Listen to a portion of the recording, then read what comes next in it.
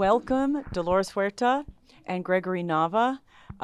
We have a civil rights legend with us here in the studio. Thank you so much for being here. And Greg, who's made so many incredible movies. Let's just start with, why are you here at Sundance this year? Well, we're here at Sundance with my film El Norte, which was the very first film in the very first Sundance Directors Lab. And of course, it became a huge success, as you know, and the journey of trying to get that movie made, and we were almost killed trying to make it, and it was really an incredibly difficult film to make. But we got it done, became a huge success, nominated for the Oscar, obviously, but it became instrumental in getting the United States to grant protective status to refugees from Central America, and because it's about the border and it's about refugees.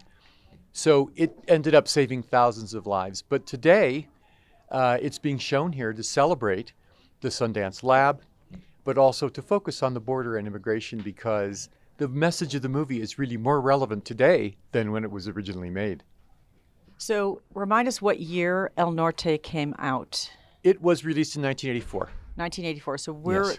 for almost Well, so 41 years. Yes, that's right. And 40 it played for a year at the Music Hall Theater in Los Angeles. It was so successful. So for those of us who haven't seen El Norte, and it's a great reminder that to go see it, tell us briefly what the plot of the movie is. We know the theme. What's the Yes, plot? the film is about refugees, two young Mayan teenage brother and sister refugees from Guatemala whose parents are killed in the civil war there, and they have to flee to save their lives and seek a better life and seek asylum in the United States. But of course, they have a hair-raising journey trying to cross because they're undocumented. And then what happens to them once they come to the United States, El Norte, and it does not turn out to be the golden promised land that they thought. And their journey in El Norte is also a very difficult one. And at the end of the movie, Rosa, played by Zaida Silvia Gutierrez, expresses, "We have no home. In our land, they want to kill us. In Mexico, there's no place for us because of the poverty. And here in the United States, we're not accepted. And perhaps only in death will we find a home." It's very moving.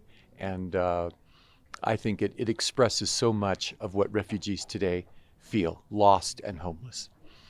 Is it in some way sad for you and for you, Dolores, to see that we are still grappling with a crisis in many ways, and we haven't figured out how to either invest in the home countries so people have more stability and don't feel the need to leave everything behind, and have a system here to help people who really need a place to go to and who will do everything and anything to get into this country? Well, one thing I think is really essential, and what the point, I was raised on the border, so I've seen this situation my whole life. And El Norte, there's no politics, there's nothing. It just focuses on these two young people and their journey. And what I wanted to do with the film was to bring a heart and soul to all those shadows that pervade our country and the city of Los Angeles, doing all the work to give a voice to the voiceless. Because I believe then, and I believe now, that we will never be able to deal with this situation, we'll never be able to manage it until we take the humanity of these people into consideration. Compassion is the way. And if we have compassion and empathy, we will be able to deal with all the situations that we see dealing with the southern border. Well, that is what you do as a filmmaker, and Dolores, that's what you do as an activist. It would be wrong of me not to point out that we are at a moment in time where they are trying to do mass deportations as we speak. I believe overnight I saw Trump said it's not going fast enough. He's very unhappy. They're not deporting people fast enough. With all of the history that you created, that you made, and all of the effort and sacrifice, how do you feel today when you look at the current situation, and what should people be doing today?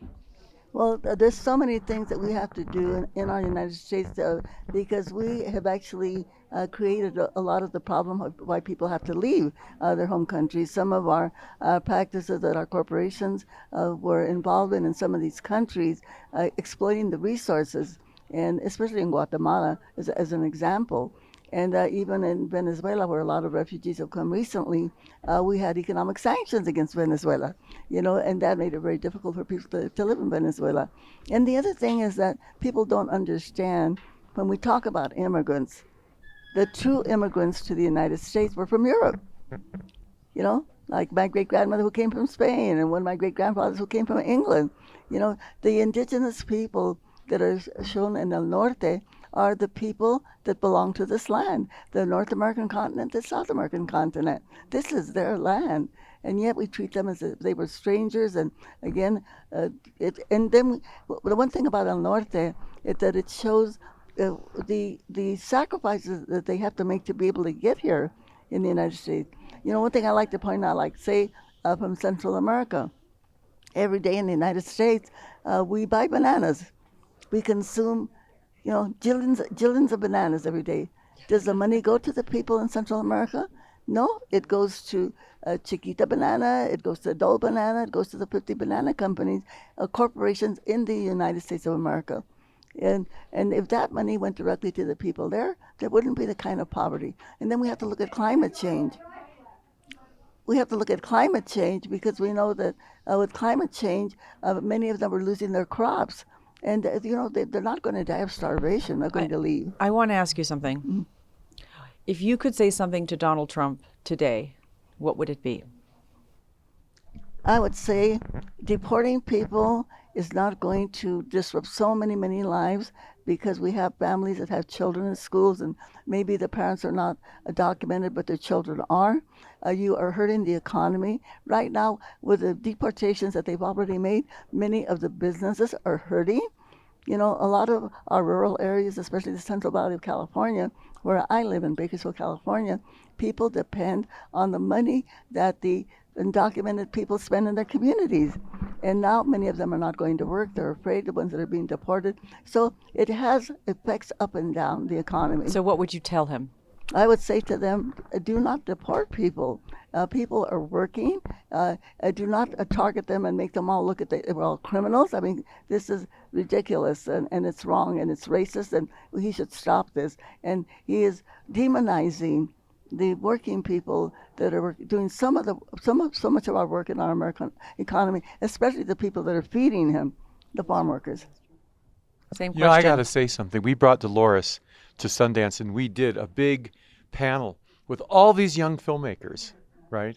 And Dolores spoke to them because the importance of independent cinema is that it gives truth to power, brings light to the darkness, and we need that in our country now more than ever. That was what the spirit of the independent film movement was back when El Norte was one of the first independent films 40 years ago, and it's the spirit today. And she had all of these young filmmakers on their feet saying, sí se puede, yes we can, yes we can. She's an inspiration and a light. And I am really proud of the fact that we are going to be doing an epic motion picture, me and my partner Barbara Martinez-Jitner, on the life of Dolores Huerta. And this is a film that will tell a story that is so powerful and so moving, and what she has done and what she has accomplished. People don't even realize, in addition to starting the farm worker union with Cesar Chavez, she started the environmental justice movement and was once beaten in San Francisco in 1988 and declared dead while she was protesting pesticides that are poisoning our food supply, not just for farm workers, but for the whole nation. Her story is inspirational, and it will be inspirational for our nation. And she had all these young people going crazy for her. I mean, she was like a superstar, 94 years old, and still fighting against injustice. You're 94 years old. Yes, on the way to 95. I'll be 95 on April 10th of this year. Well, you're an Aries like me. I'll take it. Aries is a fire sign. Yeah, absolutely. Me too. As a matter of fact, we share the same birthday. April 10th? April 10th, yeah. Well, that's a sign from somewhere. I can't wait to see the new movie. I'm such a fan of all your work, and you've been one of the pioneers in the independent film movement. And Dolores, you're a pioneer in so many movements of social justice. We're so proud to have you in our studio. And 94 years old and not slowing down. Amazing. Well, you know, she's the one that has the famous phrase, "Si se puede." That's She right. started that. Yes, we can. Yeah. Because people came to her and they said, "Oh, we can't. They're too powerful. We're too weak, and we're too poor." And she looked at them, the farm workers and all the people, and she said, "Yes, we can. Si se puede." And of course, that phrase rings so strongly today. And of course, Obama used it in his campaign, and that's the energy that we need. So, Dolores, give a shout out for Si se puede, for the rap. Well, the great thing about the Si se puede in Spanish, it not only means yes, we can, it means yes, I can. Beautiful. So that's the empowerment that every single person can become an activist. Every single person, not only should they, but they can, but they have to participate if we're going to have save our democracy. And so, and all of us coming together, that we can really make that happen. Si se puede. Bravo. Amazing. Thank you guys so much.